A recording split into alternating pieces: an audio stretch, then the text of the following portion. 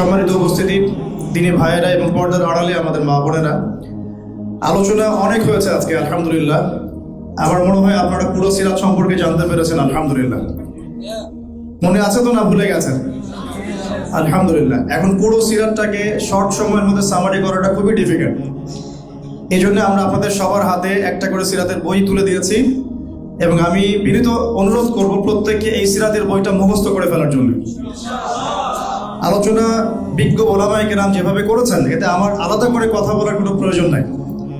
তবে আমি আমার মতো করে মাত্র 10 থেকে 15 মিনিটের মধ্যে আপনাদের সামনে নবী সাল্লাল্লাহু আলাইহি ওয়াসাল্লামের পুরো সিরাতের একটা সামারি উপস্থাপন করার চেষ্টা করছি ইনশাআল্লাহ। ওয়া মা তাওফীকি ইল্লা বিল্লাহ, আলাইহি তাওয়াক্কালতু ওয়া ইলাইহি উনীব। যে আল্লাহ রাব্বুল আলামিন এই মহাবিশ্ব সৃষ্টি করেছেন এবং এই মহাবিশ্বে নবী সাল্লাল্লাহু আলাইহি ওয়াসাল্লামের মতো উত্তম কোনো সৃষ্টি নাই। সুবহানাল্লাহ। ঠিক আছে? আল্লাহ রাব্বুল আলামিন এই মহাবিশ্বে পৃথিবী বা আরদ যে সৃষ্টি করেছেন, এই আরদের মধ্যে আল্লাহ রাব্বুল আলামিন তার খলিফা হিসেবে আমাদেরকে পাঠিয়েছেন। কি হিসেবে? এবং প্রথম খলিফা হচ্ছেন আদম আলাইহিস সালাম। কে? তাদেরকে জান্নাতে রাখা হয়েছিল। আদম আলাইহিস সালাম এবং মা হাওয়া আলাইহিস সালাম, তাদেরকে জান্নাতে রাখা হয়েছিল। আপনারা বিস্তারিত ঘটনা জানেন। ইবলিস প্ররোচিত করেছে, গাছের কাছেও যেও না, কিন্তু তারা গাছের ফল খেয়ে ফেলেছে। এরপরে আমরা পৃথিবীতে এসেছি। পৃথিবীতে আসার পরে আল্লাহ রাব্বুল আলামিন শর্ত দিয়ে দিয়েছিলেন। সূরা বাকারায় আপনারা পাবেন, কুলনা হাবিতু মিনহা জামিআ, তোমরা সবাই পৃথিবীতে নেমে যাও। সবাই বলতে এখানে আদম আলাইহিস সালাম, হাওয়া আলাইহিস সালাম, ইবলিস যে সিজদা করে নাই, ফাসাজাদু ইল্লা ইবলিস, ওয়া ইয কুলনা লিল মালায়েকা উসজুদু লি আদম ফাসাজাদু ইল্লা ইবলিস আবা ওয়াস্তাকবার। তো এই ইবলিস প্ররোচিত করে আমাদের পিতামাতাকে এই যে পৃথিবীতে পাঠিয়ে দেওয়া হলো। জান্নাত থেকে তারা পৃথিবীতে নেমে আসলেন। আল্লাহ রাব্বুল আলামিন এই দুনিয়ার জীবন সম্পর্কে দুইটা ফিলোসফি দিলেন, একদম দুইটা দর্শন। এক, আল্লাহ পাক বলছেন কুলনা হাবিতু মিনহা জামিআ, তোমরা সবাই এখন পৃথিবীতে নেমে যাও। ফাইম্মা ইয়াতিয়ান্নাকুম মিন্নি হুদান, তোমাদের কাছে আমার পক্ষ থেকে হেদায়েত আসবে। কি আসবে? হেদায়েত মানে হচ্ছে নবী, রাসূল এবং কিতাব। হেদায়েত মানে কি? নবী, রাসূল এবং কিতাব। তোমাদের কাছে আমার পক্ষ থেকে হেদায়েত আসবে। ফামান তাবিআ হুদায়া ফালা খাউফুন আলাইহিম ওয়ালা হুম ইয়াহজানুন, যারা আমার সেই হেদায়েত মেনে চলবে, অর্থাৎ আমার প্রেরিত নবী, রাসূল এবং কিতাবের অনুসরণ করবে এবং তাদের সুন্নাহর অনুসরণ করবে, ফালা খাউফুন আলাইহিম ওয়ালা হুম ইয়াহজানুন, তাদের কোনো ভয় নাই, কোনো দুশ্চিন্তা নাই। এটা ফিলোসফি নাম্বার 1। ঠিক আছে? আর 2 নম্বর হচ্ছে ওয়াল্লাযীনা কাফারু ওয়া কাযযাবু বিআয়াতিনা, আর যারা আমার এই হেদায়েত অর্থাৎ আমার নবী, রাসূল, আমার কিতাব আমার প্রেরিত নবী, রাসূল এবং তাদের সুন্নাহ এগুলোকে অস্বীকার করবে এবং মিথ্যা প্রতিপন্ন করবে, ফাউলাইকা আসহাবুন নার, তারা হচ্ছে জাহান্নামের অধিবাসী, হুম ফিহা খালিদুন, তারা সেখানে চিরস্থায়ী হবে। এই সিলসিলা শুরু হয়েছে আদম আলাইহিস সালাম থেকে।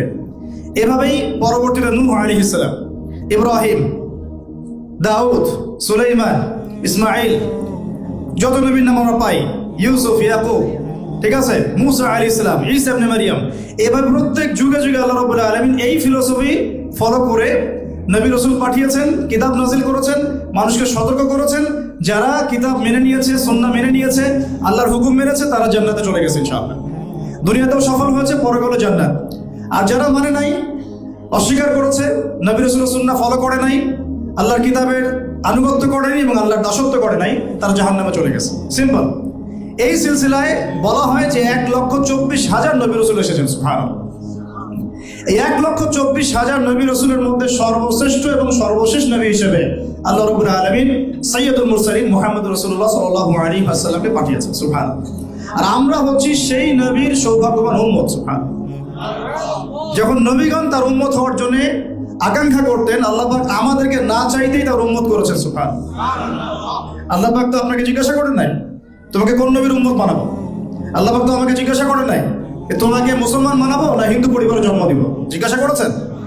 এই শুকরিয়াটা আদায় করে আমরা কিয়ামত পর্যন্ত শেষ করতে পারবো না। যে এক, আমরা মুসলিম পরিবারে জন্ম নিয়েছি, সেকেন্ড, আমরা মুহাম্মদ সাল্লাল্লাহু আলাইহি ওয়াসাল্লামের উম্মত হয়েছি। দুর্ভাগ্যজনক, উম্মত হওয়ার পরেও আমরা তার সিরাত সম্পর্কে অবগত নই, তার সুন্নাহ আমাদের ভিতরে নাই। ভিতরের মধ্যে থাকলে হয়তো ব্যক্তি জীবনে আছে, ইকোনমিক সেকশনে নাই, পলিটিক্সে তো বালাই নাই, শিক্ষাক্ষেত্রে নাই, সংস্কৃতির মধ্যে নাই। আমরা একটা পার্সিয়াল চিন্তা করি, যেমনটা আমাদের অনেক ভাই আলোচনা নিয়ে আসছেন আর কি। তা আমি ওইদিকে যেতে যাচ্ছি না। এখন আমরা এই সৌভাগ্যবান উম্মত, আমাদের অনেক দায়িত্ব আছে। এই দায়িত্বগুলোর মধ্যে অন্যতম হচ্ছে নবী সাল্লাল্লাহু আলাইহি ওয়াসাল্লামের সিরাত শেখা, জানা এবং সেই অনুযায়ী আমল করা এবং সিরাতের শিক্ষাগুলোকে সমাজে বাস্তবায়ন করা। am I right or wrong? ঠিক আছে কথা? এবং নবী সাল্লাল্লাহু আলাইহি ওয়াসাল্লামের সুন্নাহ মাফিক জীবন করা এবং এই সুন্নাহটাকে আমার শুধু ব্যক্তি জীবনে সীমাবদ্ধ না রাখা, বরং ব্যক্তি জীবন, আমার শিক্ষা জীবন, আমার সংস্কৃতি, আমার সমাজ, আমার পরিবার, আমার অর্থনীতি এবং আমার রাজনীতি, এই 7টা ডিপার্টমেন্ট নবীর সুন্নাহ অনুযায়ী ঢেলে সাজাতে হবে। এটা সিরাতের শিক্ষা। কথা ঠিক আছে? এখন এই 23 বছরের সিরাতের জীবনটা আমরা যদি একটু মেমোরাইজ করি, এভাবে করতে পারি। আপনাকে একটু পিছনে আসতে হবে। নবী করিম সাল্লাল্লাহু আলাইহি ওয়াসাল্লাম এমন একটা যুগে জন্মগ্রহণ করেছেন বা বেড়ে উঠেছেন, যে যুগটা অনেকটা আমাদের এই সো কল্ড, যে কি বলবো, সো কল্ড সভ্য এবং কালচার্ড, সো কল্ড কালচার্ড যে সোসাইটি আমরা বলি, অনেকটা এমন একটা গডলেস ওয়ার্ল্ড এখন যেভাবে ফাংশন করছে, ঠিক এরকম একটা পরিবেশে নবী সাল্লাল্লাহু আলাইহি ওয়াসাল্লাম জন্ম নিয়েছেন। আমি মিলাই দিচ্ছি। নবী সাল্লাল্লাহু আলাইহি ওয়াসাল্লাম যখন আইয়ামে জাহিলিয়াতে জন্ম নিয়েছেন, সেখানে বেড়ে উঠেছেন, ওই যুগের মধ্যে শিরকের ছড়াছড়ি ছিল। এখনকার বিশ্বের মধ্যে আছে কি নাই? আপনি আপনার ভিশনটাকে একটু বড় করেন, পরিবারের গণ্ডি, সমাজের গণ্ডি, রাষ্ট্র বাদ দিয়ে বিশ্বের দিকে তাকান। ওইভাবে চিন্তা করেন যে এখনকার বিশ্বের পলিটিক্স, ইকোনমিক্স, শিক্ষা, সংস্কৃতি এগুলো শিরকের উপর দাঁড়িয়ে আছে কি নাই? এটা বোঝার জন্য আলাদা লেকচার দরকার, সেটা আপনারা অনলাইনে দেখে নেবেন। 1 2 নাম্বার, তৎকালীন আবু জেহেলের যুগটা ছিল সুদে পরিপূর্ণ। কিসে? অর্থনীতি মানে রিবা আর রিবা। এখনকার বিশ্বে কি আছে? রিবা আর রিবা। 3 নাম্বার, ওই সময়টা ছিল মাদকের যুগ। কিসের যুগ? এখনকার যুগটা কিসের যুগ? ইয়াং জেনারেশনের মূল প্রবলেম কি? মাদক। 4 নাম্বার, ওই যুগটা ছিল গোত্রীয় হানাহানির যুগ। কিসের যুগ?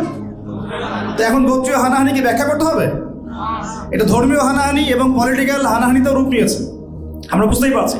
আর 5 নাম্বার, ওই যুগের মূল সমস্যা ছিল আরেকটা, সেটা হলো নারী জাতির অবমাননা। জিনা প্রচুর ছিল, মেয়েদের বেপরদামি বেশি ছিল, ব্যভিচার বেশি ছিল, জুয়া হতো, এগুলো ছিল কিনা? তাহলে এই যে আইয়ামে জাহিলিয়াতের যে মৌলিক সমস্যাগুলো, এই সমস্যাগুলো এখনকার বিশ্বে আছে না নাই? আর আমি বলতে চাচ্ছি যে নবী সাল্লাল্লাহু আলাইহি ওয়াসাল্লাম একটা পুত পবিত্র সমাজে জন্ম নেন নাই। আপনারা কি আছেন আমার সাথে? নবী সাল্লাল্লাহু আলাইহি ওয়াসাল্লাম একটা পুত পবিত্র সমাজে জন্ম নেন নাই, বরং আমাদের এই রাষ্ট্র, সমাজ বা বিশ্বের মতোই একটা জাহেলি পরিবেশে জন্ম নিয়েছিলেন। ওখানেই বেড়ে উঠেছেন, যেখানে শিরকের ছড়াছড়ি, সুদের ছড়াছড়ি, জেনার ছড়াছড়ি, ব্যভিচারের ছড়াছড়ি, জুয়ার ছড়াছড়ি, মেয়েদের সাথে অবমাননা হচ্ছে, তারপরে গোত্রীয় হানাহানি হচ্ছে, মাদকের ছড়াছড়ি। এখন নবী সাল্লাল্লাহু আলাইহি ওয়াসাল্লাম এই সমাজে বড় হয়েও নিজে কখনো এই জাহিলিয়াতের সাথে আপোষ করেন নাই। সিরাতের প্রথম শিক্ষা যে আমরা যে পরিবেশে আছি, এখানে নিজেরা সেফ থাকতে হবে, নিজেরা সেফ থেকে জাহিলিয়াতের সাথে আপোষ করা যাবে না। আমি নিজে এবং আমার পরিবার, আমার আন্ডারে যারা আছে, তাদেরকে এই জাহিলিয়াত থেকে দূরে রাখবো ইনশাআল্লাহ। এটা প্রথম শিক্ষা। ওই দোহাই দেওয়া যাবে না যে সমাজ তো নষ্ট হয়ে গেছে, রাষ্ট্রে তো এই সমস্যা, বিশ্বে তো এই সমস্যা, না। ওই সময়ও এই সমস্যাগুলো ছিল, তারপরেও কিন্তু নবী সাল্লাল্লাহু আলাইহি ওয়াসাল্লাম নিজে কখনো মিথ্যা বলেন নাই, নিজে কখনো আমানতের খেয়ানত করেন নাই। ওই সময় তাকে মানুষ আল আমিন বলছে, as-সাদিক আল আমিন, as-সাদিক আল আমিন। এবার তিনি সমাজ পরিবর্তনের চেষ্টা করছেন, হেলফুল ফুজার তৈরি করছেন, ইত্যাদি ইত্যাদি, কিন্তু পরিপূর্ণ অ্যাপ্রোপ্রিয়েট রেজাল্টটা পাওয়া যাচ্ছে না, কারণ তখনও ওহী নাজিল হচ্ছে না। আপনি সমাজ, রাষ্ট্র, বিশ্ব পরিবর্তন করতে পারবেন না যতক্ষণ পর্যন্ত আপনি ওই সমাজ, ওই রাষ্ট্র এবং ওই বিশ্বের স্রষ্টা আল্লাহর বিধান অনুযায়ী চলছেন না। সিম্পল কথা, ঠিক আছে? নিজের মন গড়া কোনো ফিলোসফি দিয়ে, বুদ্ধিভিত্তিক যে ফিলোসফিগুলো আমাদের, বা মানব রচিত বিধান দিয়ে, নিজের মন গড়া ফিলোসফি দিয়ে, দর্শন দিয়ে আপনি সমাজের সমস্যাগুলোকে সলভ করতে পারবেন না।